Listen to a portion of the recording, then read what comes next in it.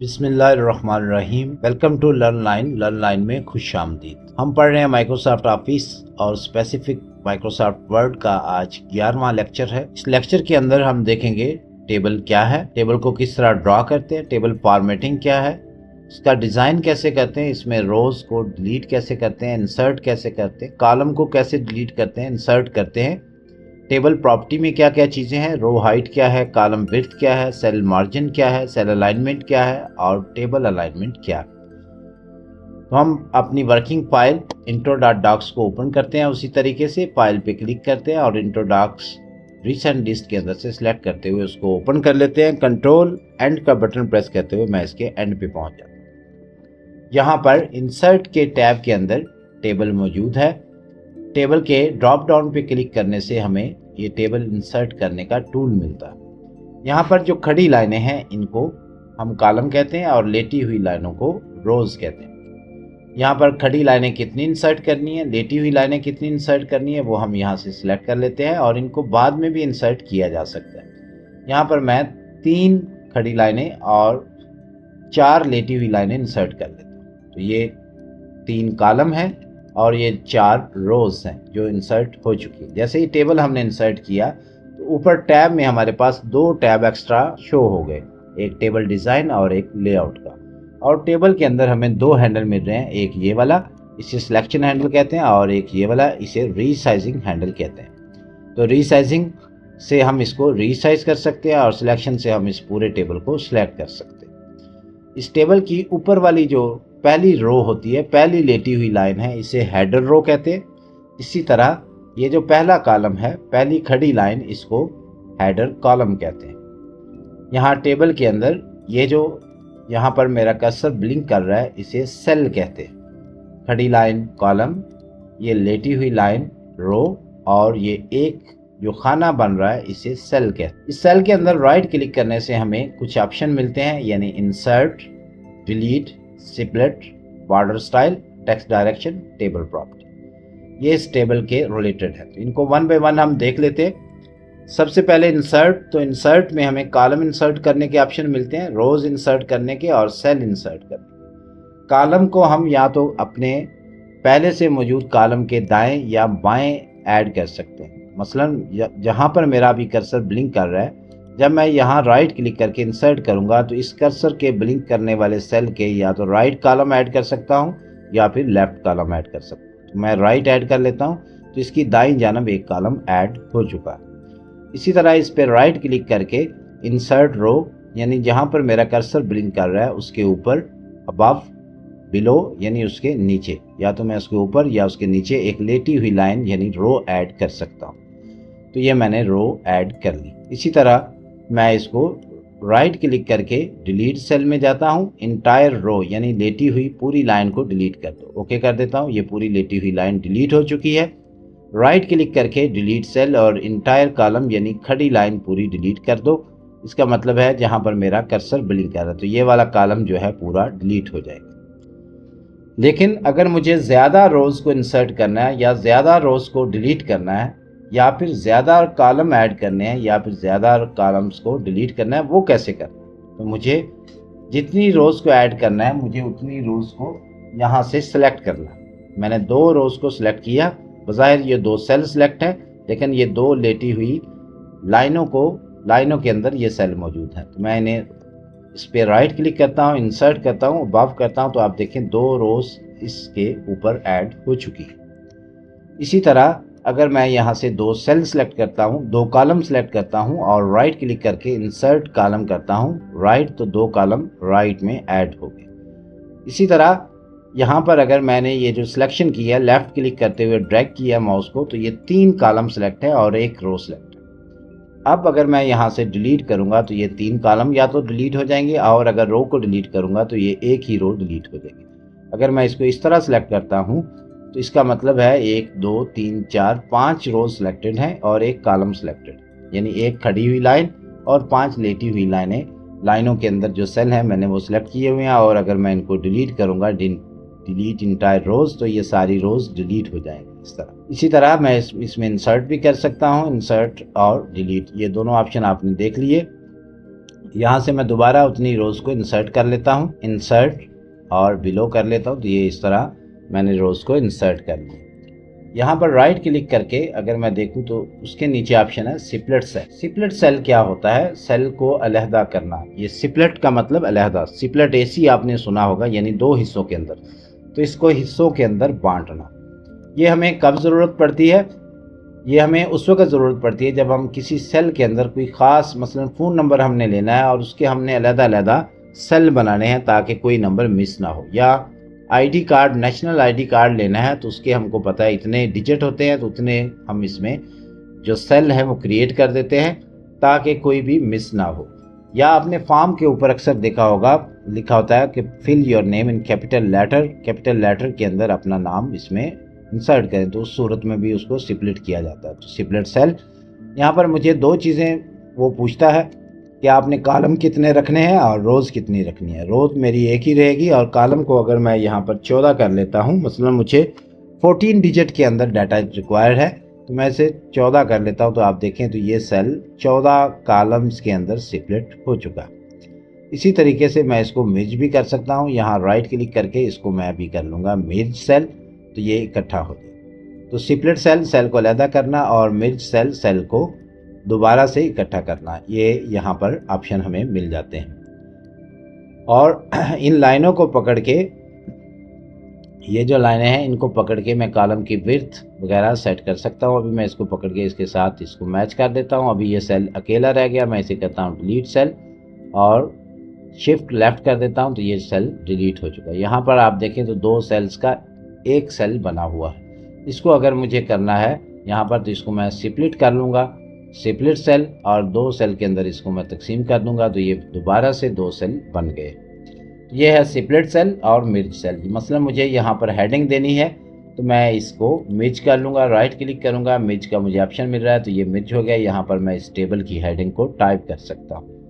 उसके अलावा उसी तरह मुझे स्प्लिट करना है, तो स्प्लिट करते वक्त मुझे कॉलम बताने होंगे 1 2 3 4 5, तो मैं उसे कहता हूँ 5 कॉलम के अंदर इसे स्प्लिट कर दो, तो उसने उसको 5 कॉलम के अंदर स्प्लिट कर दिया। यहाँ पर उसके नीचे है बॉर्डर एंड स्टाइल। यहाँ पर जाके मैं बॉर्डर एंड स्टाइल के अंदर भी जा सकता हूँ और उसको भी यहाँ से देख सकता हूँ कि मुझे कौन सा बॉर्डर चाहिए, ऑल बॉर्डर चाहिए, नो बॉर्डर चाहिए, राइट लेफ्ट एक एक सेल का बॉर्डर सेट कर सकता हूँ। यहाँ इस सेल का फॉर एग्जांपल मैं कहता हूँ नो बॉर्डर, तो इस सेल के सराउंडिंग में कोई बॉर्डर नहीं, हालांकि ये सेल मौजूद है, इसके ऊपर नीचे दाएं बाएं कोई सेल, कोई बॉर्डर नहीं है। इसके अलावा यहाँ पर राइट क्लिक करके मैं टेबल प्रॉपर्टी के अंदर जाता हूँ। टेबल प्रॉपर्टी के अंदर सबसे पहला टैब है टेबल का, तो टेबल के टैब के अंदर हमें यहाँ पर दूसरा जो ऑप्शन मिल रहा है वो है अलाइनमेंट का। ये साइज़ वगैरह, ये ओवरऑल टेबल का साइज़ होता है, इसको भी हम यहाँ पे एडजस्ट कर सकते हैं कि ओवरऑल हमें कितना साइज़ चाहिए, लेकिन ये हम इस साइज़ हैंडल से ही इसे यहाँ से पकड़ के इसका साइज़ सही कर सकते हैं। तो यहाँ पर अलाइनमेंट के अंदर अगर आप देखें तो लेफ्ट, सेंटर और राइट, ये टेबल की अलाइनमेंट है। याद रखें ये टेबल की अलाइनमेंट है, ये सेल की अलाइनमेंट नहीं है। इस टेबल की अलाइनमेंट को यहाँ से आप सेट कर सकते हैं, ओके कर सकते हैं। तो ये अलाइनमेंट यहाँ से भी सेट हो सकती है, लेफ्ट, सेंटर और राइट, जिस तरह हम टेक्स्ट को करते हैं।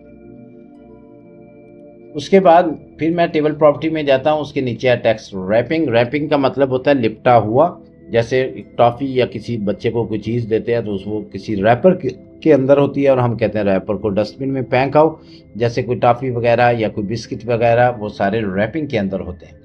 तो जो रैपिंग है इसको हम नन कर सकते हैं। नन का मतलब यह है कि टेबल के दाएं बाएं कोई टेक्स्ट ना हो। अराउंड कर सकते हैं। अराउंड का मतलब यह है कि उसके दाएं बाएं टेक्स्ट आ सकता है। यहाँ पर मैं इसे यहाँ पर ले जाऊँ तो आप देखें इसके दाएं बाएं टेक्स्ट मौजूद है।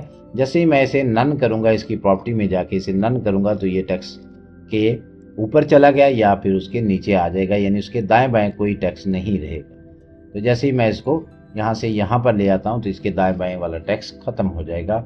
इसको इवन मैं टेक्स्ट के अंदर भी ले जाऊँ तो इसके दाएं बाएं यहाँ पर अगर मैं इसे नन कर देता हूँ, जाके दोबारा से नन ओके कर देता हूँ तो इसके दाएं बाएं टेक्स्ट नहीं रहेगा। तो ये है टेबल की यहाँ से प्रॉपर्टी और टेक्स्ट रैपिंग। उसके नीचे है टेक्स्ट डायरेक्शन। टेक्स्ट डायरेक्शन का मतलब है लेफ़्ट टू राइट और राइट टू लेफ़्ट, यानी इंग्लिश और उर्दू। अगर आप इंग्लिश का टेबल है या उर्दू में टेबल बनाना चाहते हैं तो आपको राइट टू लेफ़्ट जो है वो टेबल डायरेक्शन रखनी पड़ेगी, तब जाके आप उसमें उर्दू अच्छे तरीके से उर्दू टेबल बना सकते हैं। उसके हैंडल भी चेंज हो जाएंगे अगर मैं इसे करता हूँ राइट टू लेफ्ट। तो अब आप देखें इसका हैंडल यहाँ पर आ गया, रीसाइजिंग का हैंडल यहाँ पर आ गया। तो अब ये उर्दू के लिए रेडी हो चुका है। इसी तरह टेबल प्रॉपर्टी के अंदर जाके मैं इसे लेफ्ट टू राइट भी कर सकता हूँ।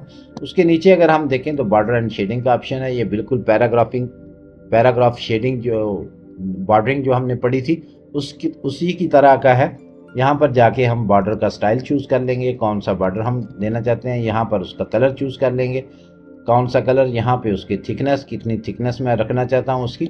और यहाँ पे जाके ये जो बने हुए हैं बॉक्स यानी उसके सराउंडिंग में, आल यानी उसके बाहर भी और अंदर भी, ग्रिड यानी उसके बाहर ये वाला और अंदर सिर्फ खाली लाइनें, और कस्टम का मतलब है मैं अपनी मर्जी से उसको एडजस्ट कर सकता हूँ।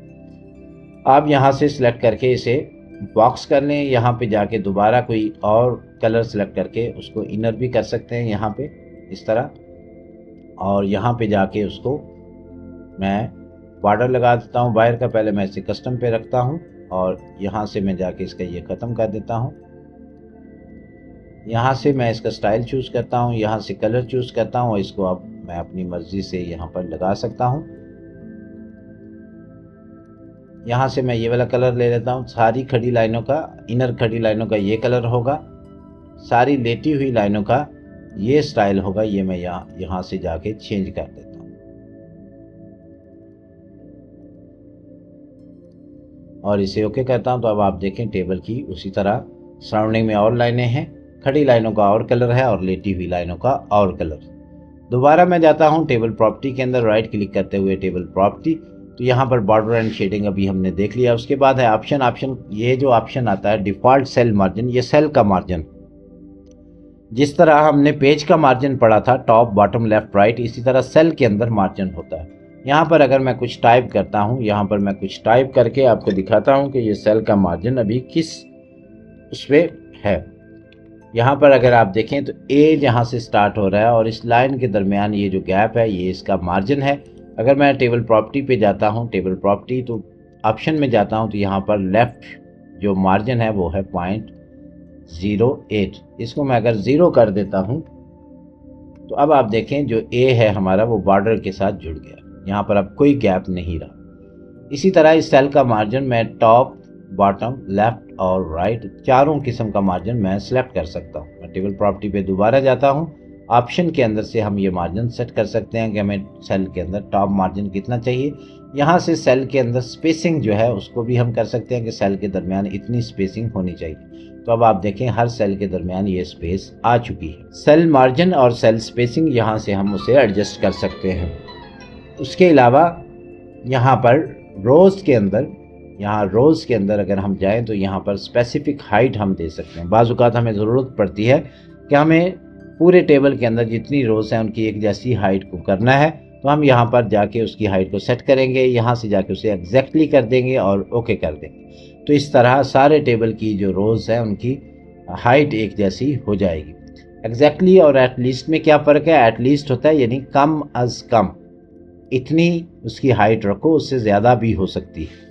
लेकिन अगर एग्जैक्टली कर लें तो फिर उतनी ही हाइट होगी, ना उससे कम होगी ना उससे ज़्यादा होगी। तो इस तरह हम इसकी जो रो की हाइट है उसको सेट कर सकते हैं। उसके अलावा हम क्या कर सकते हैं, यहाँ पर अगर मैं टेबल की कोई हेडिंग देता हूँ, यहाँ पर मैं लिखता हूँ नेम लिखा मैंने। नेम के बाद टैब प्रेस करते हुए मैं अगले कॉलम पर चला गया। यहाँ पर जाके मैं लिख देता हूँ क्लास, यहाँ पर मैं लिख देता हूँ, फिर टैब प्रेस करके अगले कॉलम के अंदर यहाँ पर मैं जाके लिख देता हूँ मार्क्स। अब ये फॉर एग्जांपल मेरे टेबल की हेडिंग है। मैं ये 2 कॉलम डिलीट कर देता हूँ, delete cell entire column, okay. और इसको मैं थोड़ा सा रीसाइज करके बड़ा कर देता हूँ और मैं इसकी प्रॉपर्टी में जाके ऑप्शन के अंदर से जाके स्पेसिंग को ख़त्म कर देता हूँ, ओके कर देता हूँ। और मैं अब इसको यहाँ पर फॉर एग्जांपल मैं डाटा टाइप करता जा रहा हूँ। टैब प्रेस करने से भी मैं अगले कॉलम अगले सेल में जा सकता हूँ। टैब से भी मैं रोज़ को इंसर्ट कर सकता हूँ। यहाँ पर देखिए अभी ये मेरा टेबल 2-3 पेजेस के ऊपर जो है वो आ चुका है। मैं स्क्रॉल करके आपको पेजेस दिखाता हूँ। ये अभी यहाँ से शुरू होके यहाँ पर 2 पेजेस के अंदर आ चुका है। मैं इतनी रोज़ ही इसमें और इंसर्ट कर लेता हूँ। यहाँ पर मैं रोज़ को सिलेक्ट करता हूँ, राइट क्लिक करता हूँ, इंसर्ट रो बिलो कर देता हूँ, तो इतनी रोज़ और आ गई। मैं फिर राइट क्लिक करता हूँ, इंसर्ट बिलो कर देता हूँ, इतनी रोज़। तो अब ये 3 पेजेस के ऊपर मेरा टेबल आ चुका है। लेकिन अगर आप हेडिंग देखें तो हेडिंग हमारी सिर्फ पहले पेज के ऊपर नज़र आ रही है। अगर इस हेडिंग को मैं यहाँ से कॉपी करता हूँ, कॉपी, और यहाँ पर लाके पेस्ट कर देता हूँ, बज़ाहिर तो ये काम बड़ा फिट बैठ गया कि इस पेज के ऊपर भी हेडिंग आ गई और इस पेज के ऊपर भी हेडिंग आ चुकी है। लेकिन ये प्रोफेशनल तरीका नहीं है। इससे नुकसान क्या होगा कि जैसे ही मैं कोई रोज़ यहाँ से डिलीट करूँगा या मैं रोज़ की हाइट को स्पेसिफिक करूँगा तो उस सूरत में मेरी ये हेडिंग ख़राब हो जाएगी। मैं यहाँ पर टेबल प्रॉपर्टी के अंदर जाता हूँ, टेबल प्रॉपर्टी, और पहले इसकी डायरेक्शन राइट टू लेफ़्ट कर लेता हूँ, फिर टेबल प्रॉपर्टी में आता हूँ। यहाँ से आके मैं इसको रोज़ की हाइट जो है उसको स्पेसिफिक करता हूँ और मैं इसे कहता हूँ कम से कम इतनी हाइट जो है हर रो की होनी चाहिए।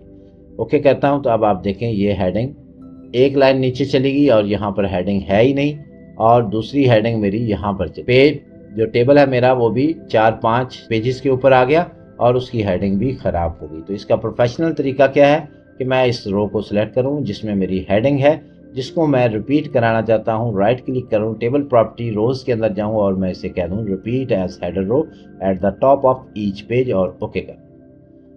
तो अब आप देखें हर पेज के ऊपर जो है हेडिंग, ये जो मैंने मैनुअल की थी मैं इसे डिलीट कर देता हूँ, हर पेज के ऊपर ऑटोमेटिकली हेडिंग आ चुकी।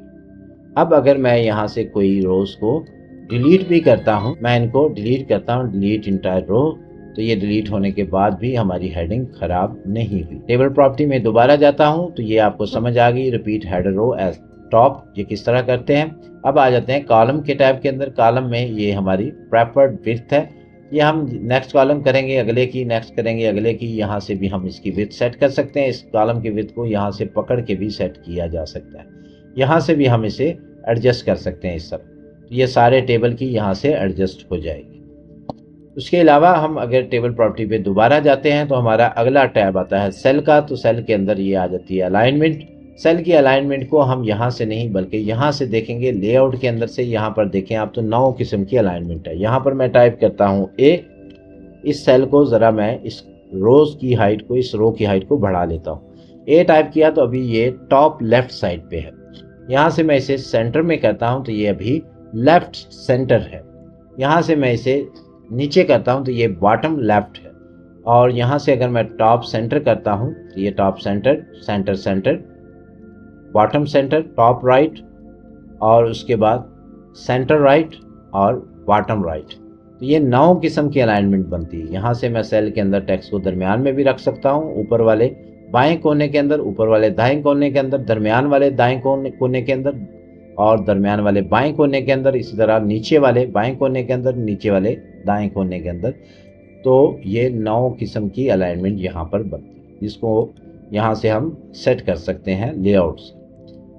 इसको हम यहाँ से भी सेट कर सकते हैं, इसे वर्टिकल अलाइनमेंट कहते हैं। इसको यहाँ से सेट करें और हॉरिजॉन्टल आप अपने होम टैब के अंदर जहाँ से टेक्स्ट करते हैं वहाँ से भी कर सकते हैं। उसके बाद आ जाता है ऑल्ट टेक्स्ट। ऑल्ट टेक्स्ट का मतलब होता है अल्टरनेट टेक्स्ट, यानी अगर किसी वजह से आपका टेबल डिस्प्ले नहीं होता, आप इसी डॉक्यूमेंट को किसी वेबसाइट पे डिस्प्ले करवाना चाहते हैं, या फिर आपकी कोई कंपैटिबिलिटी का इशू आ रहा है और आपका टेबल डिस्प्ले नहीं हो रहा, तो उस सूरत में अल्टरनेट कौन सा टेक्स्ट वहाँ पर डिस्प्ले हो जाए वो आप यहाँ पर दे सकते हैं।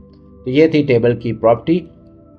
आज के लेक्चर में इतना ही। मिलते हैं अपने अगले लेक्चर में इस टेबल की फर्दर डिटेल के साथ। तब तक के लिए अल्लाह हाफिज़।